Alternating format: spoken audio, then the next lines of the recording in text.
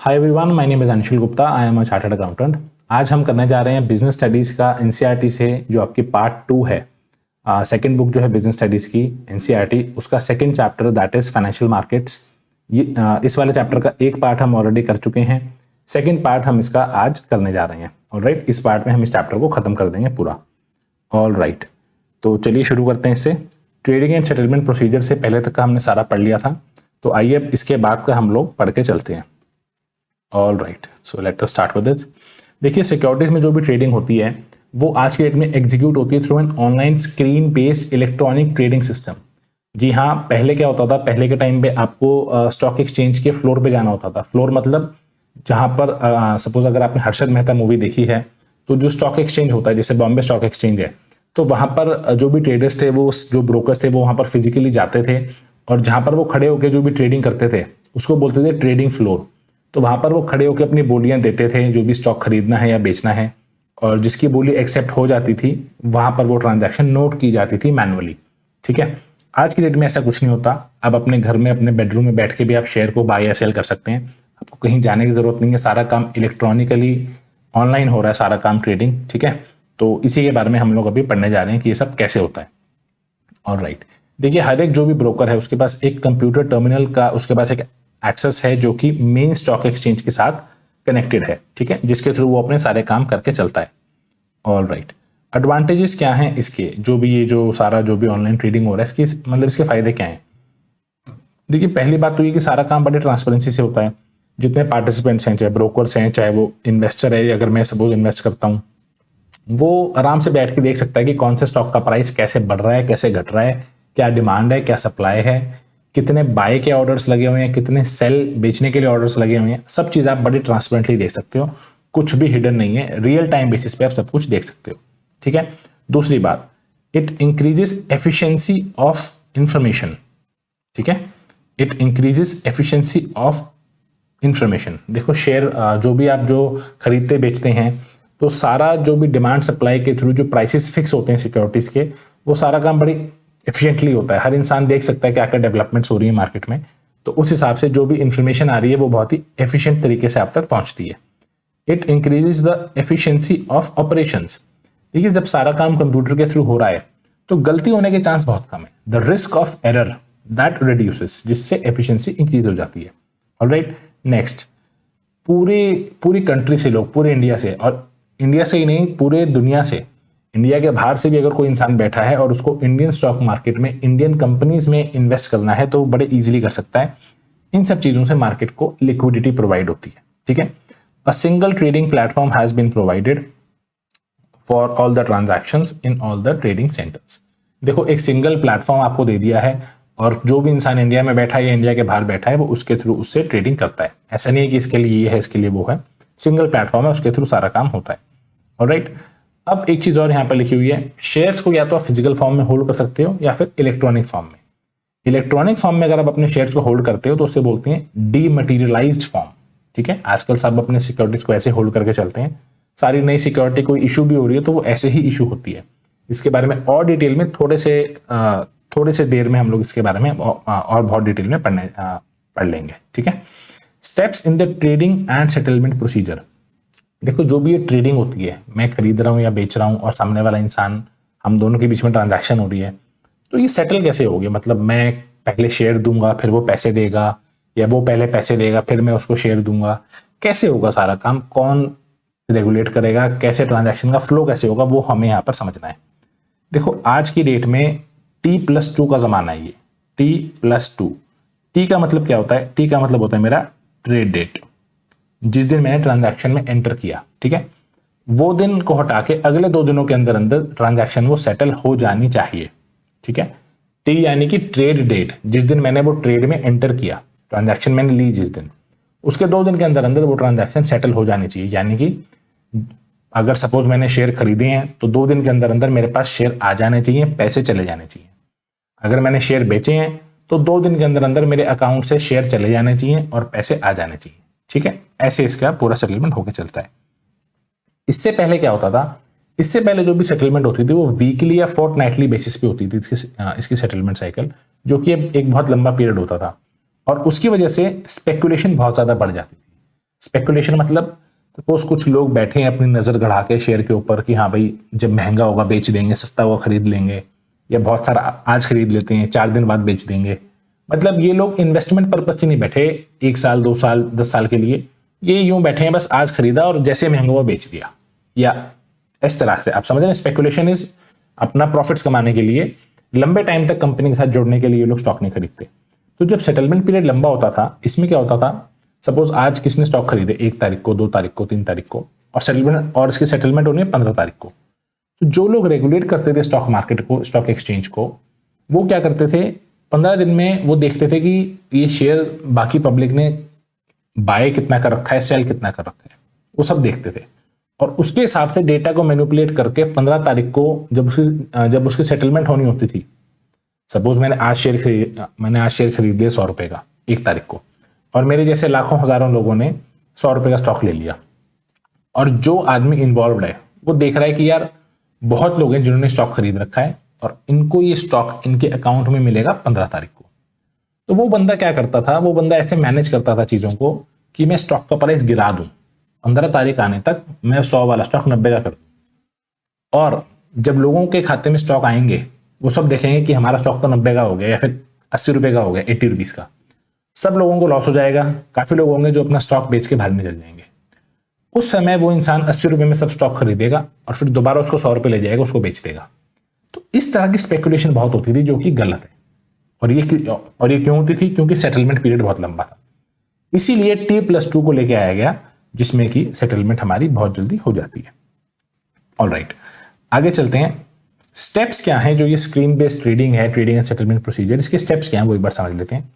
देखिए, पहली बात तो यह है कि आपको एक रजिस्टर्ड ब्रोकर या सब ब्रोकर के पास जाके अपने आप को रजिस्टर करवाना पड़ेगा, एक अग्रीमेंट करना पड़ेगा आपको उसके साथ, एक ब्रोकर क्लाइंट, एक आपको अग्रीमेंट करके क्लाइंट रजिस्ट्रेशन फॉर्म भी आपको साइन करना पड़ेगा, ताकि ये हो जाए कि हाँ आपने इस ब्रोकर को अपॉइंट कर लिया है अपनी सारी ट्रेडिंग के लिए। Alright, okay. इसके बाद वो आपसे कुछ डिटेल्स भी मांगेगा, जैसे आपका पैन नंबर हो गया, डेट ऑफ बर्थ एड्रेस है, एजुकेशन क्वालिफिकेशन है, आपका रेजिडेंशियल स्टेटस है, बैंक अकाउंट डिटेल्स हो गई, और कोई ब्रोकर है जहां पे आप रजिस्टर्ड है, वो सब चीजें आपसे मांगेगा आपको अपने साथ लिंक करने के लिए। ठीक है, ब्रोकर फिर आपका ट्रेडिंग अकाउंट खोल देगा। ट्रेडिंग अकाउंट, देखो यहां पर 2 अकाउंट खुलेंगे, एक ट्रेडिंग और एक खुलेगा डीमैट अकाउंट। ट्रेडिंग अकाउंट जो होता है वो खोलेगा ब्रोकर, उस अकाउंट के थ्रू आप शेयर खरीदेंगे और बेचेंगे, बाय और सेल होगा उसके थ्रू। ठीक है, दूसरा अकाउंट जो है डीमैट अकाउंट, वो आप खुलवाएंगे अपने डीपी के पास, डिपॉजिटरी पार्टिसिपेंट के पास। और डीमैट अकाउंट क्या होता है? देखो, जैसे आपका बैंक अकाउंट है तो वो आपके लिए कैश को होल्ड करके रखता है, आपका मनी, आपका बैलेंस होल्ड होता है उसके अंदर। डीमैट अकाउंट अच्छी तरीके से आपकी सिक्योरिटीज को होल्ड करके चलता है, आपकी सिक्योरिटीज डीमैट अकाउंट में पड़ी रहती हैं। ठीक है, तो ये आपको अपना खुलवाना पड़ता है डीमैट अकाउंट। डीमैट और ट्रेडिंग 2 अकाउंट आपने खुलवा लिए। उसके बाद जो इन्वेस्टर है वो अपने ब्रोकर के पास ऑर्डर प्लेस करेगा खरीदने के लिए या फिर बेचने के लिए। ठीक है, ब्रोकर उस ऑर्डर को डाल देगा स्टॉक एक्सचेंज के ऊपर, क्योंकि ब्रोकर वहां से उस पर जुड़ा हुआ है। ऑर्डर जो है इलेक्ट्रॉनिकली एग्जीक्यूट हो जाएगा। सपोज आपने डाला 100 शेयर मुझे खरीदने हैं और एक शेयर 200 रुपए का है, और बेचने वाला कह रहा है कि मैं 202 का बेचूंगा। तो जैसे ही प्राइस मैच होगा, कोई इंसान आएगा जो 200 में बेचने को तैयार है 100 शेयर, तो वो आपका ऑर्डर वहां फुलफिल हो जाएगा। ठीक है, और सारा काम अभी तक इलेक्ट्रॉनिकली ही हो रहा है। ऑर्डर एग्जीक्यूट हो गया, मान के चलते हैं 24 घंटे के अंदर अंदर ब्रोकर आपको कॉन्ट्रैक्ट नोट इश्यू करेगा। अब उस कॉन्ट्रैक्ट नोट में क्या होगा? कॉमन सेंस लगाओ आप। जब आप किसी रेस्टोरेंट में जाते हो कोई चीज खरीदने के लिए, तो सपोज वो रेस्टोरेंट वाला आपको बिल बना के देगा, तो उसके अंदर क्या क्या लिखेगा? आपने क्या आइटम खरीदी है, कितनी क्वांटिटी है, क्या प्राइस है, क्या टैक्स है उसके ऊपर, क्या उसकी जो भी आपका ऑर्डर नंबर है वो ऑर्डर नंबर क्या है, आपने किस टाइम और किस डेट पे ऑर्डर प्लेस किया, वो सब चीजें आएंगी ना। यही सारी चीजें इस कॉन्ट्रैक्ट नोट में आएंगी। आपने कौन सी कंपनी के शेयर खरीदे हैं, कितने शेयर खरीदे हैं, किस रेट पे खरीदे हैं, किस तारीख को खरीदे हैं, किस टाइम पे ऑर्डर प्लेस किया था आपने, उस पर ब्रोकर क्या कमीशन ले रहा है, सरकार को क्या टैक्स जा रहा है, ब्रोकर की डिटेल्स क्या है, सब कुछ। आपका ऑर्डर नंबर क्या है, एक यूनिक ऑर्डर नंबर होता है, सारी डिटेल कॉन्ट्रैक्ट नोट पे आएंगी, और 24 घंटे के अंदर अंदर ब्रोकर आपको कॉन्ट्रैक्ट नोट दे देगा। ठीक है, उसके बाद क्या होगा? कॉन्ट्रैक्ट नोट आपको अपना मिल गया। कॉन्ट्रैक्ट नोट मिलने के बाद भाई आपको हो गया कि हाँ भाई ये ट्रांजैक्शन ब्रोकर ने एंटर कर दी। अब अगर आपने शेयर बेचे हैं तो आपको शेयर देने पड़ेंगे, और अगर आपने शेयर खरीदे हैं तो आपको कैश देना पड़ेगा। इसको बोलते हैं पे इन डे। पे इन डे, जिस दिन आप अपने एंड से या तो कैश दोगे, खरीदी है तो, शेयर बेचे हैं तो शेयर दोगे ब्रोकर को, उसको पे इन डे बोलते हैं। और ये T+2 डे से पहले होता है, ठीक है, T+2 डे से पहले होता है। तो फिर T+2 डे वाले दिन क्या होगा? T+2 डे वाले दिन देखो, T+2 से पहले जो पे इन डे है, इसके अंदर आपके और आपके ब्रोकर के बीच में काम हो रहा है। T+2 डे पे ब्रोकर और आपका स्टॉक एक्सचेंज, उसके बीच में शेयर और कैश का लेन देन होगा, और उस दिन को बोलते हैं पे आउट डे। T+2 डे वाले दिन ब्रोकर और स्टॉक एक्सचेंज के बीच में कैश या फिर शेयर्स का लेन देन होगा, और इसको बोलते हैं पे आउट डे, ठीक है। उसके बाद जो है ब्रोकर आपके अकाउंट में शेयर्स या फिर कैश जो भी होगा बाय और सेल के हिसाब से वो डिलीवर कर देगा। ऑलराइट, ये पूरा प्रोसेस था आपका ट्रेडिंग एंड सेटलमेंट प्रोसीजर का। अब देखते हैं डीमटेरियलाइजेशन क्या होता है और डिपॉजिटरीज क्या होता है। देखो, डीमटेरियलाइजेशन एक ऐसा प्रोसेस है जिसके अंदर जो सिक्योरिटीज इन्वेस्टर ने, सपोज बहुत पहले का इन्वेस्टर है, उसके पास फिजिकल फॉर्म में सिक्योरिटीज पड़ी है, तो वो वहां से कैंसिल करके इन्वेस्टर उसको इलेक्ट्रॉनिक, जैसे जो वो इन्वेस्टर के पास सिक्योरिटीज हैं फिजिकल फॉर्म में, वो कैंसिल होके इलेक्ट्रॉनिक फॉर्म में कन्वर्ट हो जाएंगी। तो जो ये प्रोसेस है फिजिकल से इलेक्ट्रॉनिक में कन्वर्ट कराने का, इस प्रोसेस को हम लोग बोलते हैं dematerialisation. Alright, dematerialisation. Okay, dematerialisation कराने के लिए मैंने आपको भी बताया था, डीमैट अकाउंट होता है जो सिक्योरिटीज को होल्ड करता है इलेक्ट्रॉनिक फॉर्म में। उसके लिए आपको एक डीमैट अकाउंट खुलवाना पड़ेगा, और ये खुलेगा डिपॉजिटरी के पास। और ये डिपॉजिटरी क्या होता है, इसको हम अभी कुछ ही देर में समझ लेंगे। Alright, okay, so holding shares in demat form is very convenient. बहुत ही आसान है डीमैट फॉर्म में शेयर्स को होल्ड करना। इन शेयर्स को आप प्लेज भी कर सकते हो, हाइपोथिकेट भी कर सकते हो, यानी इसके अगेंस्ट आप लोन ले सकते हो। कोई डर नहीं है चोरी का या खो जाने का या फॉर्जरी का, कोई डर नहीं है इसके अंदर। ऑलराइट, अब देखते हैं जो डीमैट वाला सिस्टम है, इसका क्या प्रोसेस है पूरा, डीमैट अकाउंट का क्या प्रोसेस होता है। ओके, देखो, जो डिपॉजिटरी पार्टिसिपेंट है वो या तो बैंक हो सकता है, या ब्रोकर हो सकता है, या कोई फाइनेंशियल सर्विसेज कंपनी हो सकती है। वो डीपी का रोल निभा सकते हैं। उसके अंदर आप अपना अकाउंट खुलवाओगे डीपी के पास जाके। ओके, आपको अपना पैन कार्ड या और डिटेल्स आपको देनी पड़ेंगी। अगर आपको शेयर खरीदने हैं या फिर आपको शेयर बेचने हैं, तो आप अपने डीपी को इंस्ट्रक्शन दोगे, जो आपके बिहाफ पे शेयर्स को डेबिट या क्रेडिट कर देगा, ठीक है। और ये सारा काम जो है 2 दिन के अंदर अंदर हो जाना चाहिए। ये पूरा सिस्टम है डीमैट अकाउंट का। Okay, not very difficult. All right, अब देखते हैं डिपॉजिटरी क्या होता है। देखो, 2 तरह की डिपॉजिटरीज इंडिया के अंदर, एक NSDL और CDSL, ठीक है। जैसे कि आपका बैंक अकाउंट पैसे को रखता है, वैसे ही ये जो डिपॉजिटरीज होती हैं ये आपकी सिक्योरिटीज को रखती हैं। कोई पेपर वर्क नहीं होता यहाँ पर, बड़ी स्पीड और बड़ी एफिशिएंसी के साथ काम होता है। इंडिया के अंदर दो डिपॉजिटरीज हैं, एक NSDL, एक CDSL। NSDL stands for national securities depositories limited, India की पहली और सबसे बड़ी डिपॉजिटरी है, ठीक है। CDSL stands for central depository services, यहाँ सिक्योरिटी नहीं है, ऊपर सिक्योरिटी लिखा हुआ है, सर्विसेज लिमिटेड CDSL। और ये इंडिया की दूसरी डिपॉजिटरी है। डिपॉजिटरी पार्टिसिपेंट जो होता है वो इन्वेस्टर और डिपॉजिटरी के बीच में लिंक की तरह काम करता है, ठीक है। सपोज ये एक इन्वेस्टर है मिस्टर A, और ये है NSDL या फिर CDSL। इनके बीच में लिंक की तरह काम कौन करेगा? DP, डिपॉजिटरी पार्टिसिपेंट, सारा काम ये करवा के देगा। देखो, कोई भी कंपनी है, सपोज रिलायंस एक कंपनी है, तो वो अपनी सारी सिक्योरिटीज इसको इशू करके चलती है, आइदर टू NSDL और टू CDSL। भाई रिलायंस चल के एक एक शेयर होल्डर को सिक्योरिटी इशू नहीं करता, उसने सारी इसको दे दी कि भाई तू अपने हिसाब से, तू जो भी सेल परचेज का जो काम होना है, सिक्योरिटीज से लेके उसको देनी है, उससे लेके उसको देनी है, वो सारा काम आप करो। तो ये एक सारा काम करके चलते हैं। और ये जो है डायरेक्ट इन्वेस्टर से डील नहीं करते, ये से डील करते हैं कि भैया तेरे थ्रू हम काम कर रहे हैं, क्योंकि डायरेक्ट इन्वेस्टर से डील करना, इतने सारे इन्वेस्टर हैं तो बड़ा मुश्किल हो जाता है। तो ये लोग ऐसे काम करके चलते हैं, ठीक है। ऑलराइट, अब चलते हैं NSE के ऊपर। भाई ये सब चीजें तो हमने पढ़ ली। अब ये NSE और BSE क्या है? देखो, ये डिपॉजिटरीज हैं जो कि जिनके पास सारा शेयर्स हैं अपने पास, और ये DP के थ्रू इनको देते हैं और इनसे लेते हैं, जो भी करते हैं। अब NSE BSE क्या है? ये स्टॉक एक्सचेंज है। इन स्टॉक एक्सचेंज पर शेयर की ट्रेडिंग होती है। आपको शेयर खरीदना है, शेयर बेचना है, तो ये एक्सचेंज है जहां पर शेयर लिस्टेड है। आप इसके थ्रू यहां पर आप शेयर खरीदते हो और बेचते हो, ठीक है। ये मेरे स्टॉक एक्सचेंजेस है। NSE जो स्टॉक एक्सचेंज है ये इनकॉर्पोरेट हुआ था 1992 में, ठीक है। Alright, NSE was set up by leading financial institutions, banks, insurance companies and other financial intermediaries. इसकी ट्रेडिंग राइट्स इसके मेंबर्स के पास थे। NSE को सेटअप करने के ऑब्जेक्टिव्स क्या थे वो हम एक बार देख लेते हैं। सबसे पहली चीज तो एक nation wide trading facility provide करना सभी सिक्योरिटीज के लिए, सभी इन्वेस्टर्स को एक इक्वल एक्सेस देना, एक फेयर, एफिशिएंट और ट्रांसपेरेंट सिक्योरिटीज मार्केट प्रोवाइड करना, सेटलमेंट साइकिल को छोटा करना, सबसे मेन ऑब्जेक्टिव। पहले सेटलमेंट साइकिल मैंने बताया आपको वीकली या फोर्टनाइटली होती थी, इसके अंदर T+2 सेटलमेंट साइकिल पे ये लोग ले आए थे उसको, meeting international benchmark and standards. Alright, अब एक बार ये इस पे नजर डालते हैं, स्टॉक मार्केट इंडेक्स क्या होता है। देखो, स्टॉक मार्केट में बहुत सारे स्टॉक्स हैं, बहुत सारी कंपनीज जो कि लिस्टेड हैं, पर जो उसके अंदर जो टॉप की कंपनीज हैं, जो सबसे अच्छी और सबसे बड़ी कंपनीज हैं अलग अलग सेक्टर्स की, तो उन सभी कंपनीज को इकट्ठा करके एक इंडेक्स बनाया जाता है। जैसे सेंसेक्स हो गया, सेंसेक्स के अंदर 30 कंपनी आती हैं, निफ्टी के अंदर 50 कंपनी आती हैं।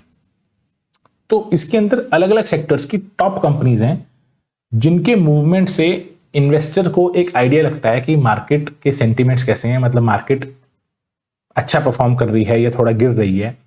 इसको एक बेंचमार्क मान के चलते हैं कि हाँ भाई ये वाले स्टॉक्स ऐसे परफॉर्म कर रहे हैं तो ओवरऑल मार्केट ऐसे मतलब अच्छी जा रही है।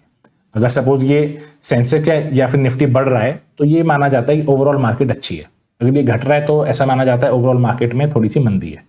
ठीक है, तो ये रिप्रेजेंट करते हैं एक तरह से, जैसे होता ना कि एक स्कूल में 40 बच्चों की क्लास है और उसके अंदर एक क्लास मॉनिटर है और आपको किसी कंपटीशन में जाना है या फिर कुछ है, तो टीचर उस क्लास के बिहाफ पे 2 जनों को भेजती है, मान के चलते हैं, तो वो 2 जने रिप्रेजेंट करते हैं आपकी क्लास को या आपके स्कूल को। ऐसे ये 2 इंडेक्स हैं जो पूरी मार्केट को रिप्रेजेंट करते हैं, ऐसे समझ लो इसको आप। ठीक है, alright, market segments of NSE। NSE के कुछ मार्केट सेगमेंट्स हैं। एक तो हो गया आपका wholesale debt market segment, debt. यहां पर होलसेल मतलब यानी कि यहां पर एक बहुत ही बल्क में काम होता है, और डेट मार्केट यानी कि जिसके अंदर आपको फिक्स्ड इनकम मिलती है, central government securities, state development loans, आपके बॉन्ड्स हो गए, म्यूचुअल फंड्स हो गए, डिबेंचर्स हो गए, इसके अंदर यहाँ ट्रेडिंग ज्यादा होती है। डेट सिक्योरिटीज में इक्विटी अलग होती है, डेट अलग होता है, तो डेट वाली सिक्योरिटीज होलसेल में यहाँ पर आपकी उसकी डीलिंग होती है। दूसरा सेगमेंट आपका कैपिटल मार्केट सेगमेंट, इसके अंदर ट्रेडिंग होती है equity shares, preference shares, debentures, ETF that is exchange traded funds, ये सब चीजों की जो आपकी डीलिंग है वो यहाँ पर होती है। ठीक है, ऑलराइट, अब पढ़ते हैं दूसरे स्टॉक एक्सचेंज के बारे में, बॉम्बे स्टॉक एक्सचेंज। इससे पहले ये बता दूं कि इंडिया में सिर्फ 2 स्टॉक एक्सचेंज हैं, NSE और BSE। जी नहीं, इंडिया के अंदर और भी स्टॉक एक्सचेंज है, पर सबसे ज्यादा पॉपुलर ये दोनों ही है। इन दोनों में BSE ज्यादा पुराना है। ठीक है, ये 1875 में स्टैब्लिश हो गया था। एशिया का, इंडिया का नहीं, पूरे एशिया का पहला स्टॉक एक्सचेंज था ये। ठीक है, and it was granted permanent recognition in 1950 by the Securities Contract Regulation Act SCRA 1956। इस एक्ट ने इसको परमानेंट रिकॉग्निशन दिया। ठीक है, ऑल राइट, इसके ऑब्जेक्टिव्स क्या हैं BSE को सेटअप करने के, मतलब इसके ऑब्जेक्टिव्स क्या हैं, मोर और लेस वही सिमिलर ऑब्जेक्टिव्स हैं। एक ट्रांसपेरेंट मार्केट सेटअप करना, एक ट्रेडिंग प्लेटफॉर्म प्रोवाइड करना, सेफगार्ड करना मार्केट को, अदर सर्विसेज प्रोवाइड करना, इंटरनेशनल स्टैंडर्ड्स के साथ कंफर्म करना, similar to the above which we have already discussed for NSE। All right, अब आते हैं सेबी के ऊपर। सेबी कौन है? इन सब के पापा हैं। कोई भी अगर स्टॉक एक्सचेंज है या DP है या कोई ब्रोकर है या कोई इन्वेस्टर है, अगर कोई कुछ भी ज्यादा होशियारी करेगा या कुछ भी गलत मैल प्रैक्टिस करने की कोशिश करेगा तो सेबी बीच में आके उसकी गर्दन पकड़ लेगा। सेबी के पास बहुत ताकत है, एक स्टैट्यूटरी बॉडी है। स्टैट्यूटरी बॉडी का मतलब क्या होता है? जिसको स्टैट्यूटरी, देखो सेबी एक स्टैट्यूटरी बॉडी है, मतलब ये एक स्टैट्यूट से आई है। स्टैट्यूट का मतलब ये एक लॉ के द्वारा आई है, मतलब इसका एक अलग एक्ट है। Securities and exchange board of India act 1992, इसका एक अलग एक्ट है। अलग एक्ट मतलब ये लॉ के द्वारा स्थापित हुई है।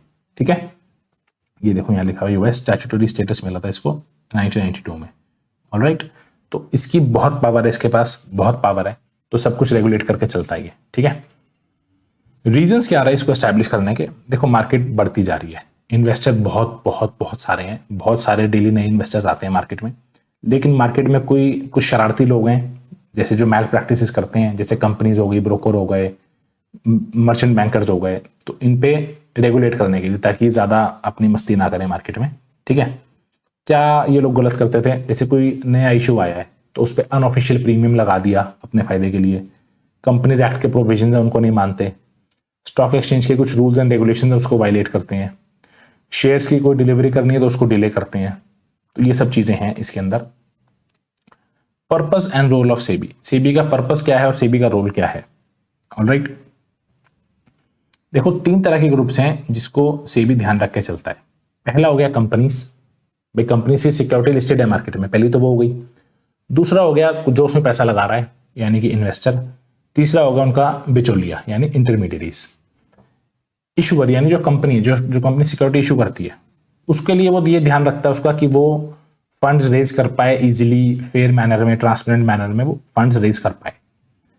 इन्वेस्टर का वो ये देख चलता है कि उसकी राइट्स हैं, उसके इंटरेस्ट हैं, उसका पैसा है, उसकी सेफ्टी, उसका कोई गलत काम ना हो जाए, सारी इंफॉर्मेशन डिस्क्लोज होनी चाहिए इन्वेस्टर के पास।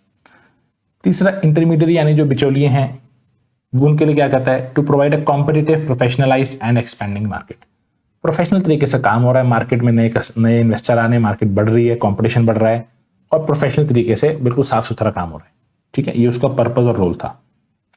ऑब्जेक्टिव क्या है सेबी के, स्टॉक एक्सचेंज को रेगुलेट करना, इन्वेस्टर की राइट्स को प्रोटेक्ट करना, मैल प्रैक्टिसेस को रोकना और एक code of conduct and fair practices develop करना इन इंटरमीडिएरीज के लिए, ताकि वो साफ सुथरा काम करें। एक कंडक्ट हो कि हाँ भाई, एक कोड हो कि हाँ भाई इस तरीके से काम हो रहा है, ये मैक्सिमम ब्रोकरेज है जो आप चार्ज करोगे, इससे ऊपर आप चार्ज नहीं कर सकते। मतलब एक सिस्टम से काम हो रहा है, ऐसा नहीं कि कोई कुछ भी कर रहा है अपनी मर्जी से। ठीक है, ये थे सेबी के ऑब्जेक्टिव्स। अब पढ़ लेते हैं फंक्शन क्या है सेबी के। देखो ये 3 तरह के फंक्शन है सेबी के। पहला तो है रेगुलेटरी, दूसरा है आपका डेवलपमेंट और तीसरा है आपका प्रोटेक्टिव। रेगुलेटरी में क्या आएगा, रेगुलेट करना, जैसे मतलब रजिस्टर करना ब्रोकर्स को। जो भी नया ब्रोकर आएगा मार्केट में तो पहले वो सेबी के पास आकर रजिस्ट्रेशन कराएगा। जो म्यूचुअल फंड की कोई स्कीम आ रही है तो वो रजिस्टर करानी पड़ेगी। स्टॉक ब्रोकर, अंडरराइटर को रेगुलेट करना कि ये कोई गलत काम तो नहीं कर रहे। एक कंपनी दूसरी कंपनी को टेक ओवर करती है तो बिड लगाती है, बोली लगाती है कि मैं इतने पैसों में आपको लूंगी, उसको रेगुलेट करना। कोई अगर उसे इंक्वायरी करनी है तो उसके लिए इंक्वायरी कमेटी बिठाना, इंस्पेक्शन करना। कोई अगर फीस या कोई चार्जेस उसको लेवी करने हैं ब्रोकर्स पे, वो भी लेवी करता है। भाई सेबी को भी तो काम करने के लिए पैसा चाहिए तो वो फीस भी लगाता है। या फिर कोई और चीजें जो कि उसको सेंट्रल गवर्नमेंट बोलती है करने को, वो काम भी करता है। डेवलपमेंट फंक्शन क्या है, सब इंटरमीडिएरीज की ट्रेडिंग करवाता है वो, sorry training, not trading, training. कि भाई अगर कोई इंटरमीडिएरी है उसको ट्रेन भी करता है कि हाँ जी आप ऐसे काम करो, वैसे करो, वैसे करो, वैसे करो। रिसर्च करता है वो ताकि वो और बेटर कर सके चीजों को। कुछ मेजर्स लेता है वो रेगुलरली ताकि वो कैपिटल मार्केट्स को और डेवलप कर सके। ठीक है, प्रोटेक्टिव फंक्शन, मैल प्रैक्टिसेस से वो बचाता है इन्वेस्टर्स को, कंपनीज को। इनसाइडर ट्रेडिंग रोकता है वो। देखो इनसाइडर ट्रेडिंग क्या होता है वो बता देता हूँ। सपोज मैं एक कंपनी में जॉब करता हूँ तो मैं एक इनसाइडर हूँ, मतलब अंदर का आदमी हूँ, और मेरे पास इंफॉर्मेशन है बड़ी तगड़ी कि भाई कंपनी के बहुत अच्छे प्रॉफिट्स हुए हैं और कंपनी का शेयर प्राइस बहुत ज़्यादा बढ़ने वाला है। ठीक है, तो मैं क्या करता हूँ, पहले से ही बहुत सारे शेयर खरीद देता हूँ और लोगों को बोल देता हूँ, अपने रिश्तेदारों को, दोस्तों को, कि आप भी खरीद दो। इसे बोलते हैं इनसाइडर ट्रेडिंग। तो इसको सेबी कंट्रोल करता है। अगर कहीं से भी सेबी को पता चलता है कि उस कंपनी के लोग ये इनसाइडर ट्रेडिंग कर रहे हैं तो उसे कंट्रोल करता है, पेनल्टी लगाता है, फाइन लगाता है, पनिश करता है, ये सब चीजें।